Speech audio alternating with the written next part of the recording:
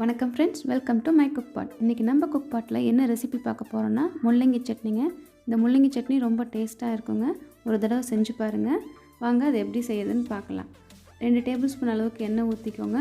எண்ணெய் சூடானதும் அதில் 1 டேபிள் ஸ்பூன் அளவுக்கு உளுந்தம்பருப்பு, 5 சின்ன பல் பூண்டு, அதோட 1/2 டீஸ்பூன் அளவுக்கு சீரகம், 1/4 டீஸ்பூன் அளவுக்கு மிளகு சேர்த்து நல்லா வறுத்து விடுங்க.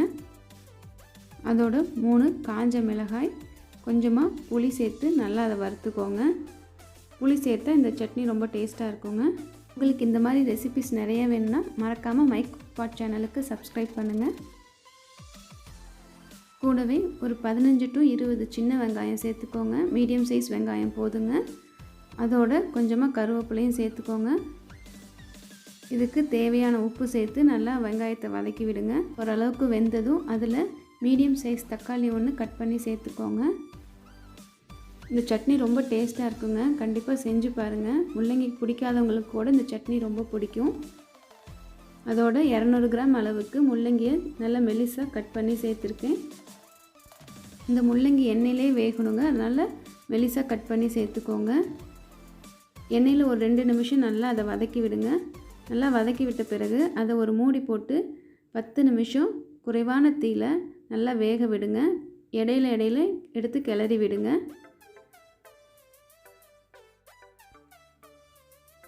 முள்ளங்கி நல்லா வெந்துருச்சு, பார்த்தாலே உங்களுக்கு தெரியும்.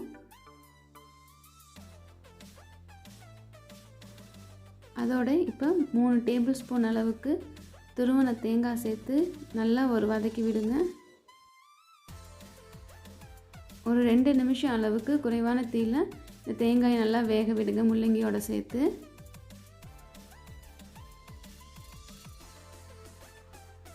தேங்காய் நல்லா வறுபட்டதும் அதோட பொடியாக நறுக்குன கொத்தமல்லி இலை சேர்த்து ஒரு குறைவான தீயில ஒரு 2 நிமிஷம் நல்லா வதக்கி விடுங்க.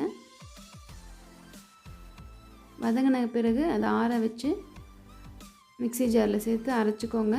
ரொம்ப கொலன்னு அரைக்க வேண்டாம், கொஞ்சம் பருன்னு அரைச்சா போதும். இந்த அளவுக்கு அரைச்சிக்கோங்க. 1/2 டேபிள் ஸ்பூன் அளவுக்கு எண்ணெய் சூடு பண்ணிக்கோங்க. எண்ணெய் சூடானதும் 1/4 டீஸ்பூன் அளவுக்கு கடுகு போட்டு பொரிய விடுங்க.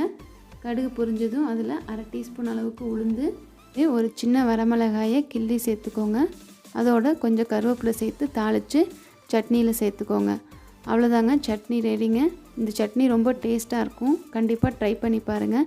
இதை செஞ்சு பார்த்துட்டு கமெண்ட் செக்ஷனில் மறக்காமல் கமெண்ட் பண்ணுங்கள். இந்த ரெசிபி பிடிச்சிருந்தா மறக்காமல் உங்கள் ஃப்ரெண்ட்ஸ் கிட்ட, ஃபேமிலிஸ் கிட்ட ஷேர் பண்ணுங்கள்.